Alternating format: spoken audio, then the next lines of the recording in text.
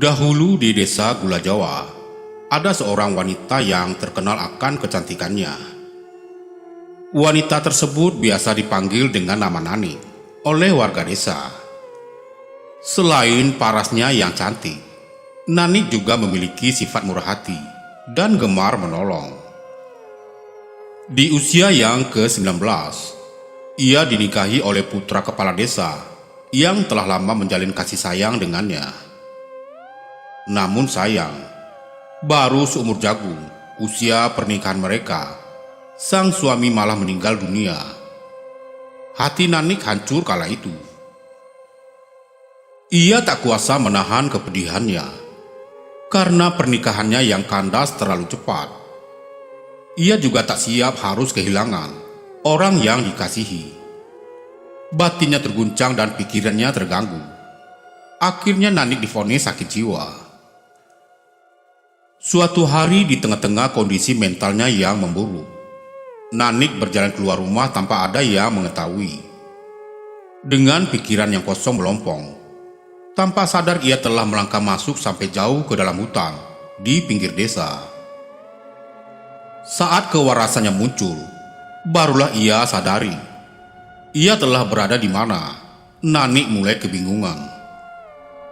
Sebelumnya ia tak pernah memasuki hutan ini terlalu dalam. Ia takut tersesat karena wilayah ini termasuk kawasan angker dan ada beruang liar yang hidup di dalamnya. Hatinya kalut saat mengetahui bahwa matahari akan segera terbenam. Nanik menangis ketakutan di bawah pohon besar. Tapi untungnya, ketika ia sudah tak tahu harus melakukan apa, lewat seorang wanita tua dengan setumpuk kayu kering yang dipikul di punggungnya. "Kenapa? Kau tersesat?" tanya si wanita tadi. Nani mengangguk. Ia mengamati orang tua tersebut. Pikirannya mengingat-ingat, apakah si nenek ini warga desa juga? Tapi ia tak pernah mengenalnya sama sekali. Jelas wanita tua tersebut bukan warga desanya. "Hari mulai malam, berbahaya jika kau berkeliaran di hutan ini," ucap si nenek itu. "Ayo ikut ke rumahku, besok baru kau lanjutkan perjalananmu," ajaknya. Nanik mengiyakan sambil terisak. Ia bersyukur masih ada yang mau menolongnya. Mereka berjalan menembus semak belukar hingga sampai di kawasan tengah hutan. Tak lama kemudian, keduanya tiba di suatu gubuk yang terlihat sangat reot. "Itu rumahku," tunjuk si nenek. "Sekarang masuklah cepat." Nanik sedikit ragu pada awalnya. Namun setelah beberapa saat, ia langkahkan juga kakinya melewati ambang pintu gubuk tersebut. Sampai pada akhirnya, ia tak pernah keluar lagi dari sana. Arham benar-benar tak habis pikir. Pemuda itu termangu memperhatikan pepohonan dan semak-semak yang berada di sekelilingnya. Perasaannya berkata bahwa ia telah beberapa kali melewati daerah tersebut. Tapi entah kenapa ia masih gagal menemukan arah yang benar. "Bodohnya aku, kok bisa sampai tersesat ya?" rutuknya pada diri sendiri. Padahal ia sudah melewati jalur seperti yang dikatakan oleh si tukang ojek yang ditumpanginya tadi. Masih menurut si tukang ojek, dia hanya tinggal mengikuti jalan setapak yang berada di antara pohon-pohon sawit yang menuju pintu masuk desa. Dengan menempuh jalur yang dimaksud, dalam waktu sekitar 60 menit, seharusnya ia sudah sampai di desa Gula Jawa dengan berjalan kaki. Lagi pula jalur tersebut merupakan akses satu-satunya menuju ke desa. Sangat mustahil bila ia bisa sampai tersesat. Arham pun tak menyangka bisa-bisanya ia malah kehilangan arah. Ia lelah hilir mudik setelah beberapa jam mengitari kawasan itu. Namun desa tujuannya tetap saja masih belum kelihatan. Arham mengusap peluh yang membanjiri keningnya. Ransel yang bergantung di pundaknya jadi terasa lebih berat. Mendadak timbul rasa sesal yang terbersit di hatinya. Andai saja ia tak ditugaskan oleh Dinas Pendidikan untuk mengajar di sekolah dasar satu-satunya di desa tersebut. Tentu ia akan berpikir berkali-kali untuk datang ke wilayah terpencil seperti ini. Padahal karirnya sebagai guru baru saja hendak dimulai. Hari mulai beranjak sore, sedangkan Arham masih belum berhasil menemukan jalan. Ia frustasi. Jangankan menuju ke desa, jalan yang menuju ke arah kembali pun ia tak ingat. Ia sadar dirinya telah terperangkap di dalam hutan. Matahari nyaris terbenam di ufuk. Bias-bias gelap penanda datangnya malam mulai menghiasi langit. Hati Arham semakin cemas. Sendirian di rumah saja, terkadang ia merasa tak nyaman. Apalagi harus bermalam di dalam hutan seperti sekarang ini. Ketika ia mulai diliputi rasa takut, dari arah rimbunan pohon lewatlah seorang wanita tua. Ia membawa setumpuk kayu kering yang dipikul di punggungnya. Tumpukan kayu tersebut terlalu banyak, sehingga tubuhnya ia ringkih, harus membungkuk, karena saking beratnya beban yang dipikul. Matanya menatap tajam ke Arham dengan pandangan curiga. "Mau apa kau kesini?" tanyanya ketus. Arham agak kelagapan saat ditanya, tapi di sisi lain, ia lega karena masih ada orang di hutan ini selain dirinya. "Maaf, Nek, saya dari kota, mau ke desa Gula Jawa, tapi saya tersesat," jelas Arham. "Mungkin nenek bisa menolong saya, menunjukkan ke arah desa," pintanya. Si nenek masih menatap tajam, lalu ia menjawab, "Sayang sekali, kau sudah terlalu jauh dari desa. Tak mungkin malam buta begini kau akan berjalan ke sana." Arham makin ketar-ketir. Demi apapun, ia tak akan rela untuk bermalam di hutan yang terkesan angker ini. Wanita tua tadi sepertinya paham apa yang dikhawatirkan oleh Arham. Lalu ia berkata, "Wilayah ini sangat berbahaya. Kau tak akan sanggup untuk bertahan. Menginaplah dulu satu malam di rumahku. Besok pagi baru kau lanjutkan perjalananmu." Arham menghela nafas yang tadinya berat. Sekarang ia merasa lega. "Baiklah, Nek. Terima kasih atas tumpangannya," ucap Arham penuh syukur. "Ayo ikut dengan aku," ajak si nenek tanpa berlama-lama. Ia berjalan dengan langkah lebar dan cepat. Gerakan si nenek termasuk gesit untuk wanita yang berusia senja seperti dirinya. Akibatnya Arham yang memang lamban jadi kewalahan mengikutinya. "Maaf, Nek, saya tak mengerti dengan maksud perkataan nenek yang bilang hutan ini berbahaya. Artinya apa itu, Nek?" tanya Arham. Namun si nenek diam tak bersuara. Sepertinya ia tengah memusatkan diri pada sesuatu. Arham masih mau bertanya lagi, ketika sekilas ia melihat ada sepasang mata yang sedang memperhatikan mereka dari balik pepohonan. Sekarang ia malah khawatir jika ia sedang diintai untuk diincar nyawanya. "Nek," suruh Arham kepada si nenek yang tetap lurus berjalan. Ia tak mengubris, tapi melihat dari gelagatnya yang menunjukkan sikap waspada. Kemungkinan ia telah tahu ada seseorang yang membuntuti mereka berdua. "Percepat saja jalanmu dan jangan dihiraukan," perintah si nenek. Arham menurut. Mereka berjalan jauh, menembus semak belukar yang meninggi, serta melewati deretan pepohonan yang besar. Setelah cukup lama berjalan, sampai juga mereka di kawasan tengah hutan. Malam semakin larut, berselimutkan gelap. Dari sini Arham dapat melihat sebuah bangunan kecil yang sebagiannya diterangi oleh cahaya dari obor. "Itu rumahku," ucap si nenek. Masuklah dulu kau ke dalam, suruh nenek ketika mereka sampai. Mata Arham memperhatikan bangunan yang disebut rumah itu.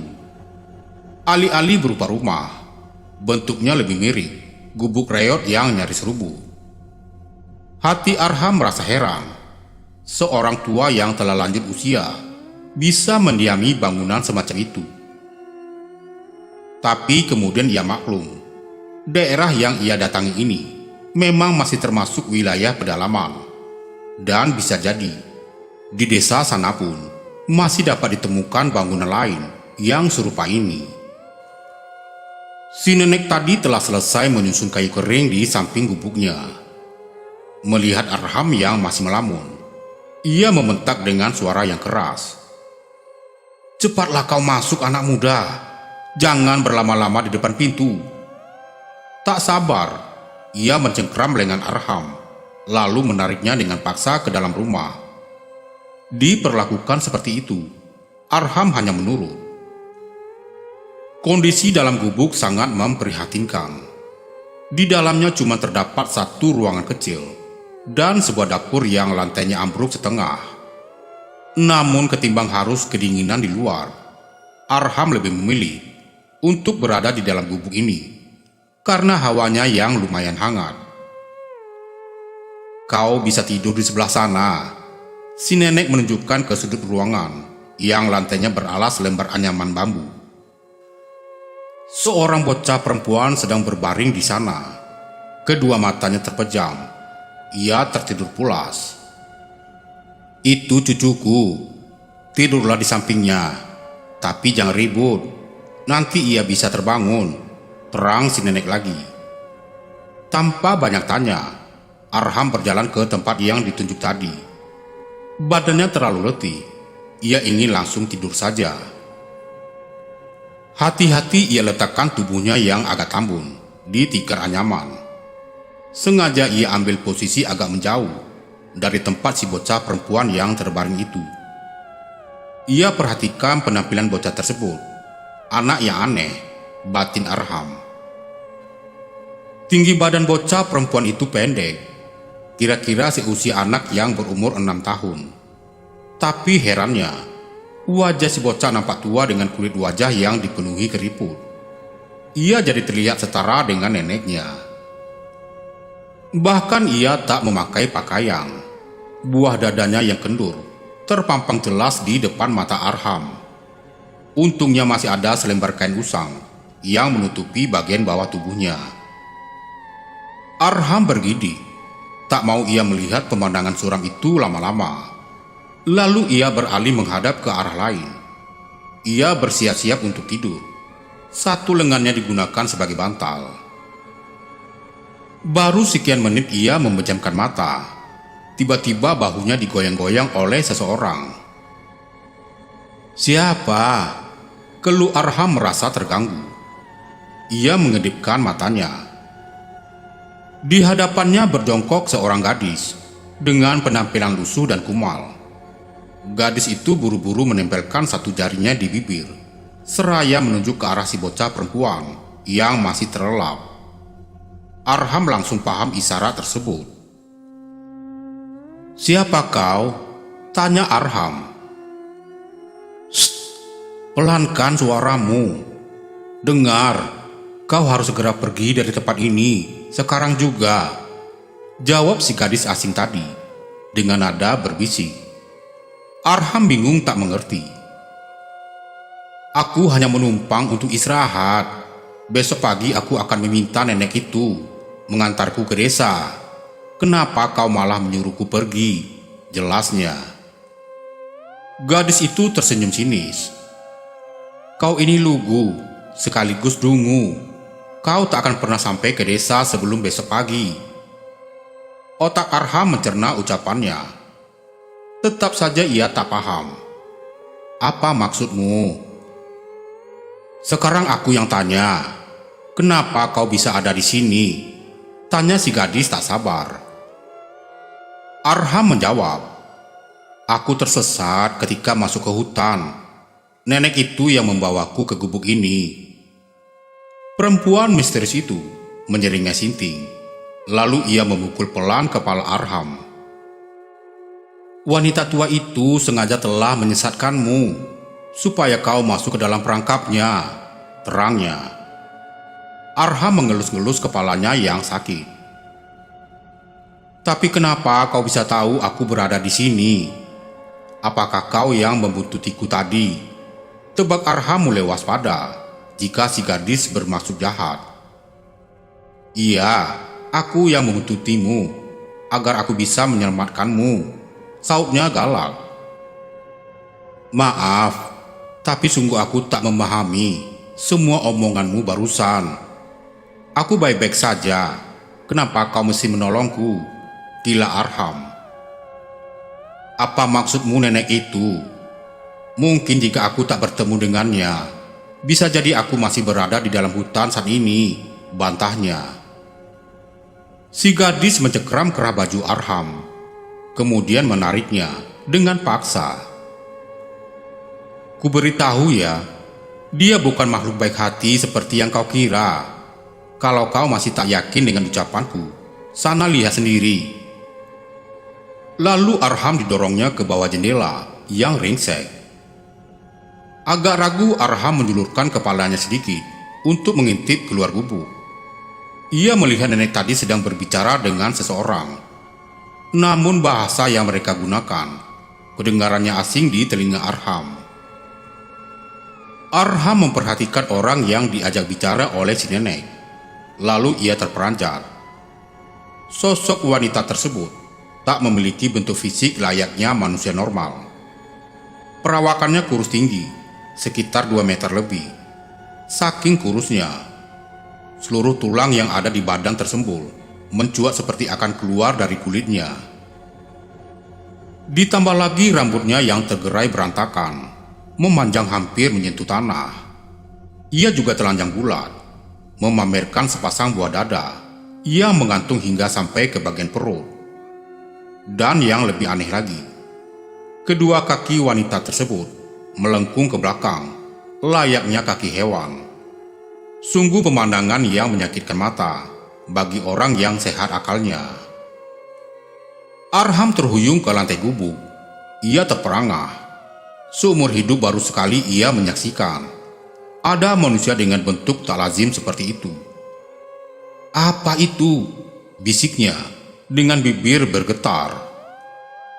Makhluk keparat itu adalah penguasa hutan ini, dan si nenek tua bangka yang membawamu adalah pelayannya. Intinya mereka semua bukan manusia, jawab si gadis. Mereka mau apa dariku? Tanya Arham lagi. Gadis itu pun menatap tajam Arham yang dinilainya begitu bodoh. Pikiranmu lambat. Sudah jelas mereka hendak menjadikan dirimu makan malam buat mereka. Dan mereka sudah lama tidak menyantap nyawa manusia. Terangnya serius. Arham memekik tertahan. Ia dirundung ketakutan. Tak ia kira dirinya bisa terjebak dalam situasi mencekam seperti saat ini. Hei, tapi bagaimana kau bisa tahu tentang semua ini? Wajah si gadis muram. Karena aku pernah menjadi korban mereka, bisiknya. Sudah cukup. Yang terpenting sekarang adalah kau harus ikut denganku keluar dari gubuk ini. Aku akan mengantarkanmu menuju desa sebelum terlambat, ucap gadis tersebut. Mereka lalu bergerak perlahan. Namun Arham memegang tangan si gadis untuk menghentikan dia. Tunggu dulu, katanya. Kenapa aku harus mempercayaimu, sedangkan aku saja tak mengenal siapa engkau sebenarnya? Gadis itu menoleh kepada Arham. Bibirnya tersenyum, tapi terkesan sendu. Di balik penampilannya yang aut-autan, masih tersisa gurat-gurat kecantikan di wajahnya. Ia berkata dengan nada yang murung. Bahkan aku sendiri pun tak ingat lagi siapa diri ini. Arham merenung tak paham. Tapi aku masih sedikit mengingat kalau dulunya orang-orang di desa memanggilku dengan nama Nanik. Ya, namaku Nanik, tambahnya. Lalu ia mengajak Arham untuk bersiap-siap. Sudah, cukup obrolan kita. Lekas kita pergi, sebelum mereka menyadari aku ada di sini. Arham menurut saja ketika tangannya digandeng oleh Nanik. Sewaktu ia mulai beranjak, bajunya ditarik oleh seseorang dari belakang. Kepala Arham noleh, dan ia tahu siapa yang melakukannya.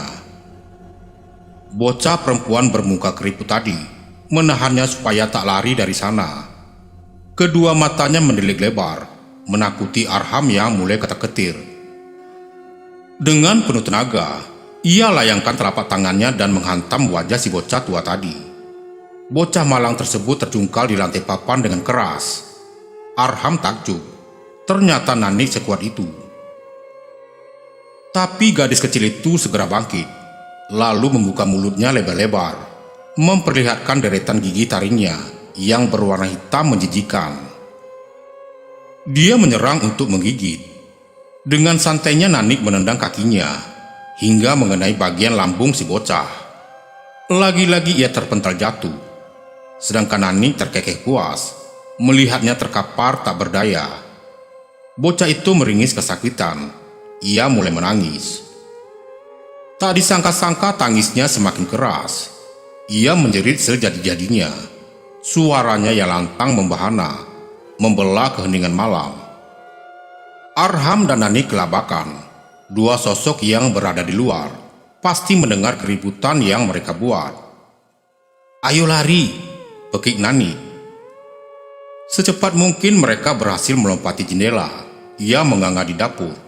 Walaupun Arham sempat terguling saat hendak mendarat. Suara-suara gaduh terdengar dari dalam gubuk yang mereka tinggalkan. Jelas penghuninya tahu bahwa Arham telah kabur. Bersamaan dengan itu, terdengar bunyi lolongan aneh yang berasal dari sana. Suaranya menggigitkan bulu roma, melengking panjang mengisyaratkan kemarahan yang begitu dalam. "Ayo cepat, dia marah, tetap bersamaku," perintah Nanik, lalu mulai berlari. Arham mengikuti kemana arah Nanik bergerak. Satu tangannya digenggam kuat-kuat oleh gadis tersebut. Jarak mereka semakin menjauh dari gubuk tadi dan mulai memasuki area hutan yang rindang. Ketika keduanya tiba di wilayah tersebut, telinga Arham menangkap suara-suara dari kejauhan. Ia yakin betul suara yang ia dengar itu tak lain dan tak bukan ialah bunyi kentongan yang dipukul. Hati Arham jadi girang. Ia tahu warga desa pasti sedang mencari dirinya yang hilang. Suara ketukan berbunyi semakin nyaring, semakin riuh dan semakin mendekat. Arham berhenti berjalan. Nanik menatapnya heran. "Kenapa kau berhenti?" Arham bergila. "Tidakkah kau dengar suara itu? Warga desa pasti sedang mencariku. Kita tunggu saja mereka di sini." Bola mata Nanik membeliak. Ia memandang Arham dengan jengkel. "Kau sungguh tolol. Maksudmu apa?" serga Arham tersinggung. "Bukannya mereka datang untuk menolong? Kau ini apa mau mati? Seharusnya kita tak boleh berhenti sekarang," bentak Nanik. Sejurus kemudian, suara keriuhan tadi telah sampai di tempat mereka. Walau samar, mata Arham masih bisa melihat kemunculan segerombolan warga desa yang menenteng obor dan kentongan bambu. "Akhirnya aku selamat," gumam Arham. Cahaya yang berasal dari obor menyinari kegelapan hutan, walaupun biasnya temaram. Nanik resah. Jari Arham digenggamnya kuat-kuat. Pemuda itu merasa aneh. Dan gerombolan warga desa tadi tiba-tiba saja berlari menerjang ke arah mereka berdua. Terangnya cahaya bulan purnama di malam hari itu membantu Arham dapat memperhatikan sekelilingnya, termasuk melihat sosok-sosok yang dikiranya penduduk desa itu. Mata mereka memancarkan sinar redup yang berwarna merah. Mereka juga meneriakkan kata-kata aneh yang ditujukan kepada Arham dan Nani. Hutan yang tadinya hening kini menjadi bising dan ramai. Lutut Arham bergetar hebat. Sudah jelas orang-orang yang kelihatan beringas tersebut hendak membantai dirinya. Untung saja Nani sigap, tak mau membuang waktu. Secepatnya ia tarik lagi Arham dan membawanya lari. Sosok-sosok bermata merah itu tak mau kehilangan buruan mereka. Lari mereka semakin laju, gerakan mereka pun semakin tangkas. Senjata-senjata semacam parang maupun golok berterbangan dari tangan mereka. Namun tak satu pun ada yang mengenai Arham maupun Nani. Tapi demi melihat benda-benda tajam sebanyak itu, Arham juga shock. Para penghuni hutan berbondong-bondong mengejar, bahkan jumlah mereka kian bertambah. Kondisi Nani tetap prima walau telah berlari sekian jauh. Sayang Arham tak mampu mengimbanginya. Fisiknya memang lemah. Kini ia mulai sempoyongan. Kakinya sakit, jantungnya terasa mau copot karena lari tanpa berhenti. Arham terhuyung, lalu ia tersandung akar pohon dan jatuh terguling di tanah yang berlumpur. Ia berusaha untuk berdiri, tapi si nenek tua sudah muncul di hadapannya. Di tangannya tergenggam sebilah tombak, bermata runcing dan siap untuk menghujam ke dada Arham. Merasa nyawanya akan berakhir, Arham menutup mata. Ia pasrah jika harus mati. Si nenek tertawa keras, seraya mengayunkan senjatanya. Sekian detik sebelum ujung tombak itu menyentuh Arham, Nani menabrak tubuh si nenek sekuat-kuatnya hingga ia terdorong jatuh. Arham melongo melihat Nani menyerang wanita tua itu. Keduanya lalu bergumul hebat. Sebentar saja, Nani sukses merampas tombak dari lawannya. Kemudian tanpa ampun, ia tancapkan ujungnya tepat menembus kepala si nenek. Wanita renta itu menjerit dengan lengkingan keras. Sebelum akhirnya, ia meregang nyawa dengan kondisi yang mengerikan. Tewasnya sang nenek kian menyulutkan amarah mereka. Ia mengejar Arham dan Nani. Nafsu membunuh mereka telah mencapai puncak. Situasinya semakin sulit, namun Nani belum mau menyerah. Dipaksanya Arham yang terduduk lemas untuk bangkit berdiri. Keduanya melanjutkan pelarian menuju desa. "Aku sudah tak sanggup lagi berlari," keluh Arham. Usai ia mengucapkan kalimat barusan, suara lolongan yang mereka dengar dari gubuk tadi sekarang terdengar kembali. Namun kali ini nadanya jauh lebih menakutkan. Nanik terkesiap. Ia sadar betul bahaya yang sesungguhnya baru saja dimulai. Kesal melihat tingkahnya Arham, Nanik menampar muka Arham dengan penuh emosi. "Kalau kau masih sayang nyawa, kau harus paksakan dirimu jika mau selamat. Jarak ke desa sudah tak seberapa jauh lagi. Kumohon jangan sia-siakan," ucap Nani.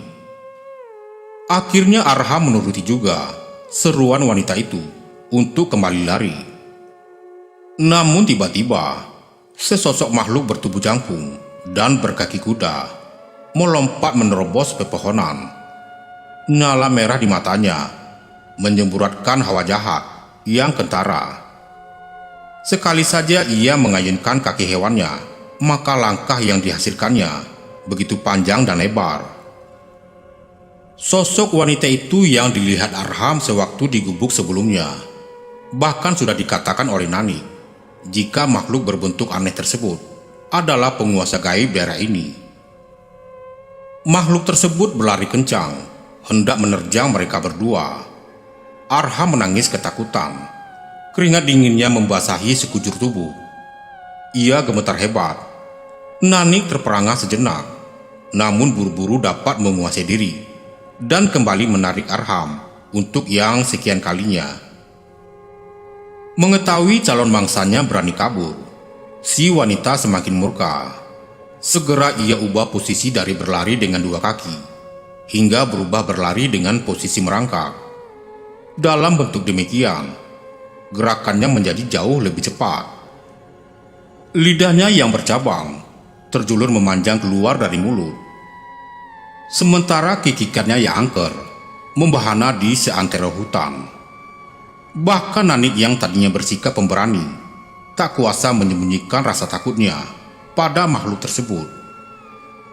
Keduanya mati-matian berusaha menghindari tangkapan si penguasa hutan. Mereka berlari dan terus berlari sampai akhirnya tiba di suatu tanah lapang. Dari bukit kecil inilah Arham melihat sederetan rumah-rumah sederhana berbaris rapi di bawah sana. Wajah Nanik langsung sumringah. "Kita berhasil keluar dari hutan," jeritnya kegirangan. "Benarkah?" gumam Arham ragu. Sayup-sayup ia mendengar kokokan ayam jantan, diiringi suara azan dari surau yang ada di sana. Malam yang panjang telah beralih ke waktu fajar. Akhirnya Arham yakin ia telah berada di desa. Suara-suara tersebut mengalun begitu merdu di telinga Arham. Tanpa disadari, air matanya menetes jatuh. Hatinya bahagia karena berhasil melewati semua teror yang mengerikan yang ia alami di hutan sana. Arham berjalan perlahan menuju desa di bawah. Nanik mengikutinya dengan setia sambil berpegangan tangan. Di tepi batas kawasan hutan, Nanik melepaskan genggamannya pada Arham. Langkahnya pun berhenti. "Kenapa kau malah berhenti di sini?" tanya Arham. "Bukannya kau juga mau pulang? Kau tinggal di desa itu juga kan?" Kepala Nanik menggeleng, wajahnya kembali murung. "Tak ada lagi tempat untukku di sana. Hanya hutan itu satu-satunya tempatku bernaung," tambah Nanik dengan nada yang sedih. "Tugasku untuk menolong siapa saja yang dalam kesulitan, termasuk kau sewaktu tersesat di hutan sana. Dan sekarang semuanya sudah selesai," ucap Nanik lagi. Secara spontan dipeluknya Nanik dengan penuh rasa haru. Bibirnya bergetar mengucapkan terima kasih yang tak terhingga. Air mata berderai membasahi wajahnya. Sambil menjauh, Arham melambaikan tangannya kepada Nanik yang menyaksikan ia pergi. Sungguh sulit bagi Arham untuk berpisah dengan wanita sebaik dia. Walau pertemuan mereka sangat singkat, namun Arham dapat merasakan ketulusan seorang sahabat sejati di dalam dirinya. Lalu Arham berjalan menuju salah satu rumah warga desa. Dari situ rencananya ia akan meminta bantuan lebih lanjut. Kemudian ia diantar oleh salah satu warga ke rumah kepala desa. Lalu Arham menceritakan semua kejadian yang ia alami tadi malam kepada kepala desa itu. Dengan raut wajah sedih, kepala desa berkata, "Sebenarnya Nanik adalah istri dari putraku yang telah meninggal. Namun sayang, Nanik pun sudah tak ada lagi di sini." "Kalau begitu, di mana dia sekarang, Pak? Aku ingin menemuinya. Aku harus berterima kasih kepada dia," desak Arham. Lalu kepala desa menjawab dengan dalam, "Maafkan saya, tapi Nanik sudah lama wafat. Ia ditemukan meninggal setelah menghilang beberapa hari. Bahkan saya sendiri yang mengangkat jenazahnya dari gubuk di tengah hutan itu 5 tahun yang lalu." Hati Arham pilu. Sekali lagi ia menitikkan air matanya. Lalu di dalam hati, ia berdoa untuk kebaikan Nanik yang berada di alam sana.